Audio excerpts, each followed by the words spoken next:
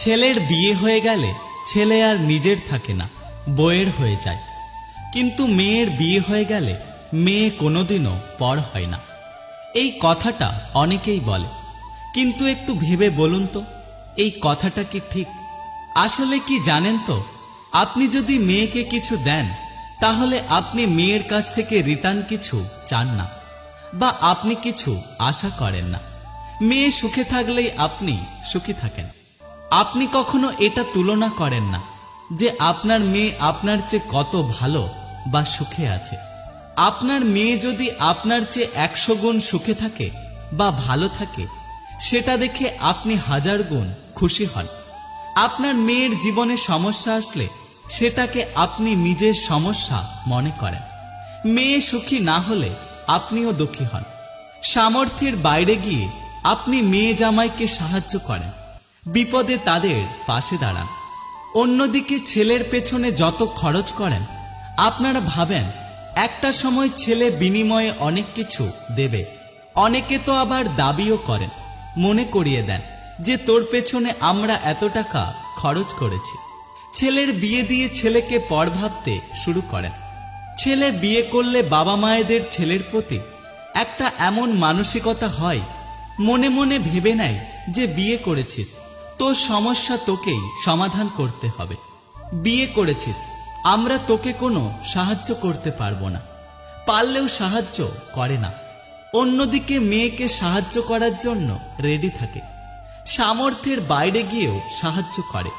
ছেলের বউ কতটা সুখে আছে এটা নিজেদের সঙ্গে তুলনা করে। ছেলের বিবাহিত জীবন কত সুখের সেটা সহ্য করতে পারে না। ছেলের বিপদে ছেলেকে একা করেন, কিন্তু ছেলের বেশি সুখ হলে তারা ভাগ চান। আসলে মেয়েদের কাছ থেকে কিছু আশা করেন না, কোনো দায়িত্ব আরোপ করেন না। তাই মেয়ে যদি 5% কিছু দেয়, আপনারা মনে করেন মেয়ে আমাদের কথা কত ভাবে। এদিকে ছেলের ওপর 100% দায়িত্ব, অনেক কিছু আশা করেন। তখন ছেলে যদি আপনাদের চাহিদা মতো বা আপনাদের মনের মতো দায়িত্ব পালন না করতে পারে, অথবা 70 থেকে 80% দায়িত্ব পালন করে, তাহলে আপনারা ভেবে নেন যে ছেলে আমাদের জন্য কিছু করছে না। মেয়ের পড়াশোনার পর বিয়েতে 10 লক্ষ টাকা দিতে হলেও আপনারা কি মেয়েকে কখনো বলেন যে তোর জন্য আমরা এত খরচ করেছি? ছেলেকে পড়াশোনার পর ব্যবসা করতে 2 লক্ষ টাকা দিলেও বারবার মনে করিয়ে দেয়। আর চাকরি না পেলে মাঝে মাঝে কথা শোনায় যে এত খরচ করে পড়াশোনা করিয়েছি, কিছু করতে পারলি না। কিন্তু মেয়ের বিয়েতে যে এত খরচ করে, সকাল্লাদ পূরণ করে, এতে কিছু যায় আসে না। ছেলের বিয়েতে এতটা খরচও করে না, আর ছেলে সেভাবে কোনো সকাল্লাদ পূরণও করে না। একটা কথা বলুন তো, মেয়ের জামাইকে যতটা সম্মান, গুরুত্ব ও ভালোবাসা দেয়, ছেলের বউকে কি এতটা সম্মান, গুরুত্ব বা ভালোবাসা দেওয়া হয়? মেয়ের বাচ্চাদের যতটা ভালোবাসে, ছেলেদের বাচ্চাদের কি আসলেও এতটা ভালোবাসে? আসলে ছেলের সঙ্গে বাবা মায়ের সম্পর্ক একটা বড় স্বার্থের সম্পর্ক, কিন্তু এটা অবশ্যই সব বাবা মায়ের জন্য অ্যাপ্লিকেবল নয়। তাই সবাই নিজেদের গায়ে নেবেন না। আমাদের সমাজে এরকম কিছু বাবা মা অবশ্যই আছে। আপনাদের মতামত অবশ্যই জানিয়ে যাবেন। ভালো থাকবেন, সুস্থ থাকবেন। Take care. নারীর লজ্জাই হচ্ছে লজ্জাবতী গাছের মতো, হাত লাগলেই শেষ। সেটা স্বামীর হাত হোক বা অন্য কোনো পুরুষের। হাত লাগা মানেই শুধু শারীরিক স্পর্শ না, একজন পুরুষের সঙ্গতাও একজন নারীর লজ্জা কেটে যায়। যে মেয়ে যত বেশি পুরুষের সংস্পর্শে যাবে, তার লজ্জা তত কমে যাবে। যেমন চিত্রনায়িকারা, ওরা ছোট ছোট ড্রেস পরেও, তাদের দেহ দেখিয়েও পুরুষের সামনে ঘুরতে কোনো দ্বিধা করে না, কারণ পুরুষের মাঝ থেকে তাদের চক্ষু লজ্জা উঠে গেছে। অথচ কোনো একটা ভদ্র ফ্যামিলির একটা মেয়েকে ওড়না ছাড়া দাঁড়াতে বললে সে লজ্জায় মরে যাবে। আর ইদানিং ফেসবুক এই লজ্জা নিবারণের বড় একটা ভূমিকা পালন করেছে, যার উদাহরণ হলো ফেসবুকে বন্ধু বেশি, আর অতি আধুনিক মেয়েরা ছেলে বন্ধুদের সঙ্গে মেয়েদের শারীরিক ছোটখাটো জিনিস নিয়ে কথা বলে। ছেলেদের ফ্লার্ট করতে গিয়ে নানা রকম উত্তেজনামূলক এবং প্রাপ্তবয়স্ক কথা বলে, আর মাইন্ড করলে বলে just kidding, it is jokes.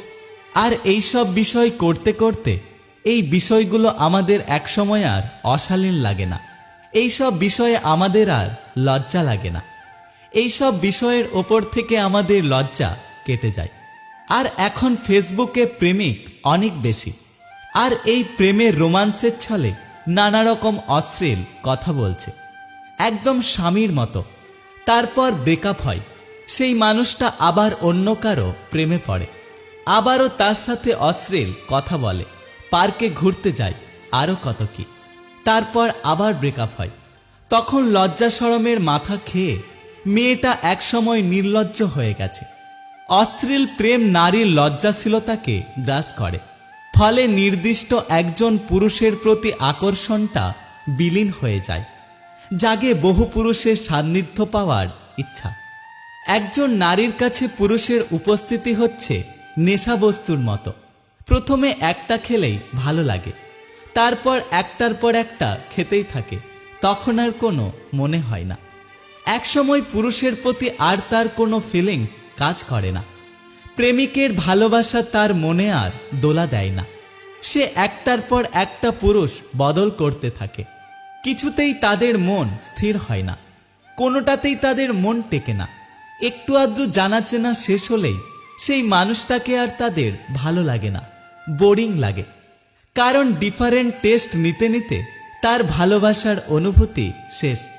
তখন বর্তমান হয়ে যায় এক্স, তারপর আবার নতুন খোঁজার শুরু, নতুন মুখ, নতুন প্রেম। আগে মুরব্বীরা বলতেন বিয়ের পর মেয়েদের লজ্জা কমে, বাচ্চা হওয়ার পর আরও কমে যায়। তখন আমি বুঝতাম না লজ্জা কি জিনিস, কিন্তু এখন বুঝি।